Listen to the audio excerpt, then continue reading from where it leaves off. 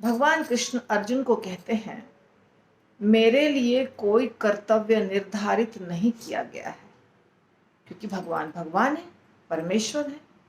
तो भगवान कहते हैं तीनों लोकों में कहीं भी ऐसा नहीं है कि मुझे कुछ करना जरूरी है। न मे पार्थ अस्ति कर्तव्यम त्रिषु लोकेषु किंचन। ये है भगवत गीता के 3 अध्याय का 22वां नंबर श्लोक। इसके परपोर्ट में प्रभुपाद बताते हैं कि कैसे भगवान कृष्ण परम भगवान है। क्योंकि यदि भगवान कृष्ण ने अर्जुन को ये बात कही है तो सिर्फ कृष्ण ने नहीं कही है, उसका प्रमाण दूसरे ग्रंथ भी है। तो श्वेताश्वतर उपनिषद में कहा गया है, श्लोक पढ़ के हम देखते हैं और इसके आगे प्रभुपाद जो अर्थ बताए हैं उसको पढ़ेंगे। तमीश्वराणां परमं महेश्वरं तम देवतानां परमं च दैवतं पतिं पतीनां परमं परस्ताद् विदामदेवं भुवेन शमीड्यं न तस्य कार्यं करणं च विद्यते न तत्समश्च अभ्यधिकश्च दृश्यते परास्य शक्तिर्विविधैव श्रूयते स्वाभाविकी ज्ञान बल क्रिया च। परमेश्वर समस्त नियंताओं के नियंता हैं। दुनिया में बहुत सारे ईश्वर हैं या कंट्रोलर हैं। ईश्वर को इंग्लिश में कंट्रोलर कहा जाता है। भगवान हम समझते हैं ईश्वर मतलब भगवान, पर शाब्दिक अर्थ होता है कंट्रोलर, जो कंट्रोल करता है। अर्थात इतने सारे विभाग हैं इस दुनिया में, कोई एक विभाग को, कोई एक डिपार्टमेंट को जो कंट्रोल करता है उसे हम ईश्वर कहते हैं। इसीलिए 33 करोड़ देवी देवता हैं और सबको एक एक डिपार्टमेंट भगवान ने दे दिया है। परंतु इन सारे के ऊपर जो हैं वो हैं परम भगवान। अर्थात छोटे छोटे डिपार्टमेंट हर देवता ने लिया है और उसको संभाल रहे हैं, पर सारे देवताओं को संभालने वाले हैं परम भगवान। इसीलिए समस्त नियंताओं के नियंता, नियंता यानी कंट्रोलर, और विभिन्न लोकपालकों में सबसे महान है, सबसे महान भगवान है। बाकी सब जो हैं वो अपने अपने, जैसा हमने बताया, वो सब भी महान है, पर उन सबसे ऊपर भगवान स्वयं है। सभी उनके अधीन हैं। सारे जीवों को परमेश्वर से ही विशिष्ट शक्ति प्राप्त होती है। हम सब को, छोटे से बड़े जीव को, देवताओं तक को, गंधर्व किन्नर अप्सरा देवी देवता मनुष्य और जितने भी पशु पक्षी, सब को जो एनर्जी प्राप्त होती है, जो शक्ति प्राप्त होती है, वो भगवान से ही प्राप्त होती है। जीव स्वयं श्रेष्ठ नहीं है, अपने आप में हम जीरो हैं, कुछ भी नहीं है। हम अपने पलक को भी हिला नहीं सकते हैं यदि भगवान की कृपा नहीं हुई तो। वे सभी देवताओं द्वारा पूज्य हैं और समस्त संचालकों के भी संचालक हैं। तो भगवान जो हैं वो समस्त देवताओं के द्वारा पूजित होते हैं। ये सारे देवतागण अपने अपने डिपार्टमेंट को, अपने अपने विभाग को यहाँ संभालते हैं ब्रह्मांड के अंदर, और रिपोर्ट कहाँ करते हैं? भगवान को। तो भगवान जो है वो संचालक हैं सबसे बड़े, अतः वे समस्त भौतिक नेताओं तथा नियंताओं से बढ़कर हैं और सबों के द्वारा आराध्य हैं। तो जैसे किसी सरकारी ऑफिस में छोटे छोटे पद होते हैं और उसके ऊपर कोई बड़ा पद होता है, तो हर एक को अधिकार है, परंतु उनको रिपोर्ट कहाँ करना है? सबसे बड़े व्यक्ति के पास जाकर के। इसी प्रकार भगवान भी सबसे महान है और सारे देवी देवता उनको रिपोर्ट करते हैं। उनसे बढ़कर कोई नहीं है और वे समस्त कारणों के कारण हैं। गोविंदम आदि पुरुषम, है ना, ईश्वरः परमः कृष्णः सच्चिदानंद विग्रह अनादिरादि गोविंद सर्व कारण कारणम, ब्रह्मा जी कहते हैं ना। तो वैसे ही यहाँ भी कह रहे हैं कि वे समस्त कारणों के कारण हैं, अर्थात इस दुनिया में जितनी भी चीजें हैं, भौतिक आध्यात्मिक जो भी चीजें हैं, उनके आदि कारण या स्रोत या उत्स जो भी समझिए, वो भगवान स्वयं है। उनका शारीरिक स्वरूप सामान्य जीव जैसा नहीं होता है। हम सारे जीव हैं, यहाँ तक कि देवता गण भी जीव ही हैं। 33 करोड़ देवता, देखिए भगवान विष्णु और शिव जी को छोड़ दीजिए, उनको छोड़ के बाकी जो है वो सब जीव ही है। ब्रह्मा जी भी एक जीव ही हैं। कभी कभार भगवान स्वयं भी ब्रह्मा बनते हैं, पर ज़्यादातर जीव ही ब्रह्मा बनते हैं। तो ये सब जीव हैं, परंतु भगवान जीव नहीं है। उनके शरीर तथा आत्मा में कोई अंतर नहीं है। तो जितने भी देवी देवता होते हैं, मनुष्य होते हैं, पशु पक्षी होते हैं, उनका एक भौतिक शरीर होता है और उसके अंदर सच्चिदानंद आत्मा होता है। परंतु भगवान का क्या होता है? समूचा शरीर ही सच्चिदानंद होता है। ऐसा नहीं है कि छोटा सा एक कण है आत्मा और बाकी सब शरीर भौतिक, ऐसा नहीं होता है।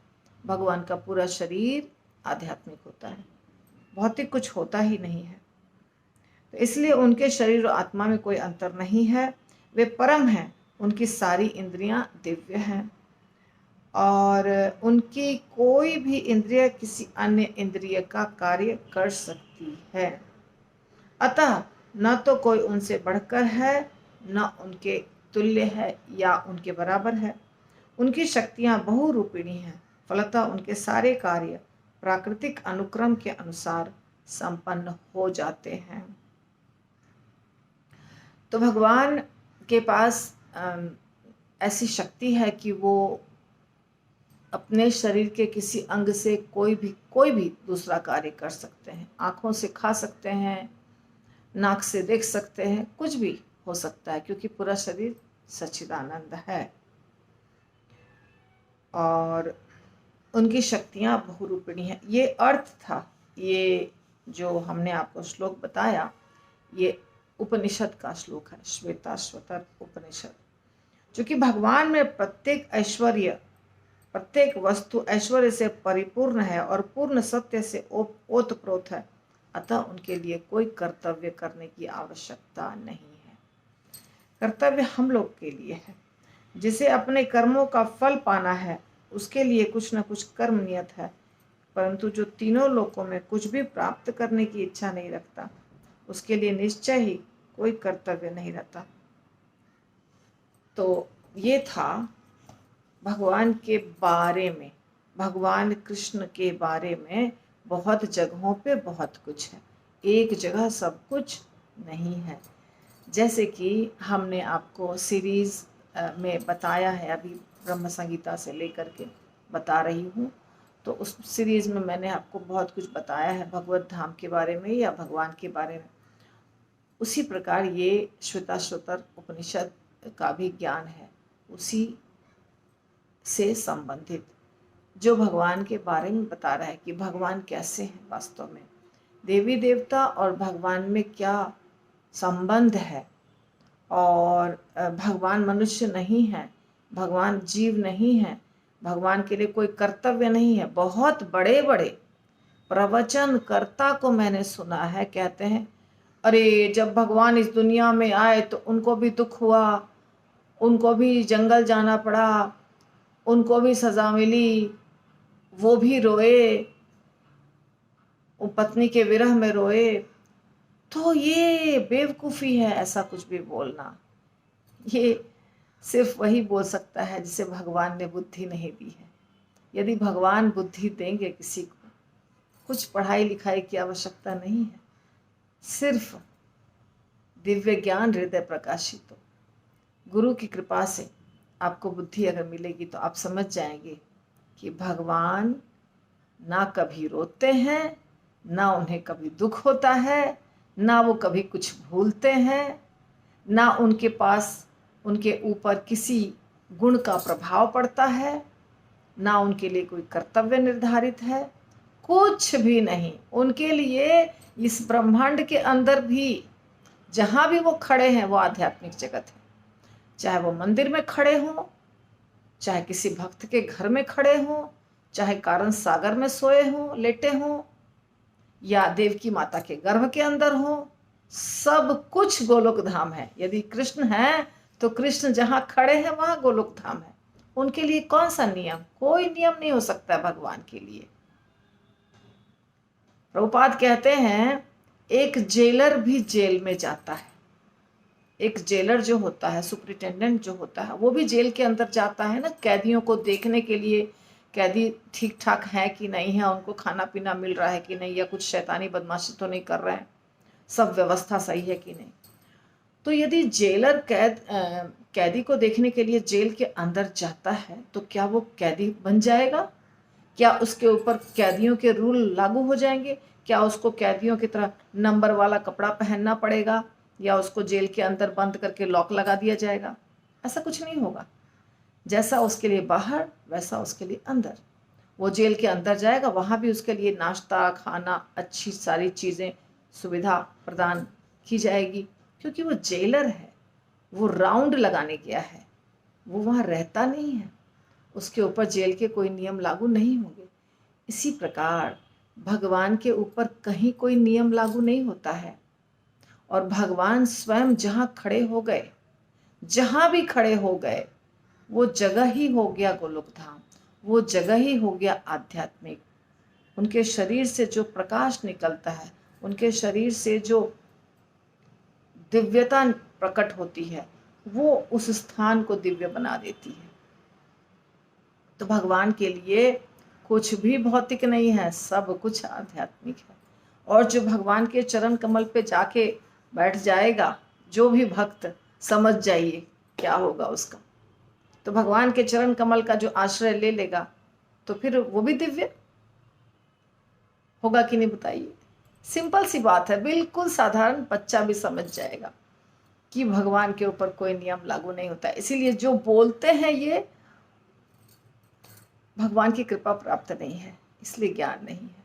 ऐसा नहीं होता है, भगवान के ऊपर कोई नियम लागू नहीं। उनको तीर मारा, उनको इच्छा है कि हम लोगों को दिखाएं कि हमको तीर लगे। वो लोगों को दिखाने के लिए तीर लगना, और वो सब नाटक है भगवान का। भगवान को तीर लग गया, भगवान के शरीर को जलाया गया, वो नहीं जला। रामचंद्र जी सीता के विरह में रो रहे हैं, कृष्ण को सजा मिली है। ये सब भगवान दिखावा करते हैं, और उनके दिखावे में जो समझदार नहीं है वो फंस जाते हैं। पर जिनके ऊपर गुरु और परंपरा की कृपा है, उन्हें पता है कि ये सब नाटक है। भगवान बहुत बड़े नाटककार हैं, वो कुछ भी कर सकते हैं। हम सिर्फ भगवान और गुरु की कृपा से बच सकते हैं, नहीं तो बचना असंभव है।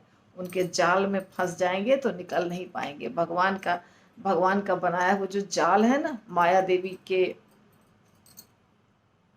अंडर सुपरविजन ऑफ माया देवी की अध्यक्षता में ये जो दुनिया चल रही है, इसमें हम फंस जाएंगे। लेकिन यदि गुरु के चरण कमल को पकड़े हुए हैं, परंपरा की कृपा है, तो बच जाएंगे और भगवान को समझ भी जाएंगे। भगवान को समझने के लिए तिकड़म नहीं लगाना पड़ता है, प्रपंच नहीं करना पड़ता है। सीधी सादी बुद्धि रखनी है, सीधा सिंपल सरल भक्त बन करके जीना है, और सब कुछ आसान हो जाएगा। हरि बोल। उम्मीद करती हूँ आप समझ गए होंगे, और यदि अच्छा लगता है तो please like, share and subscribe. Hare Krishna.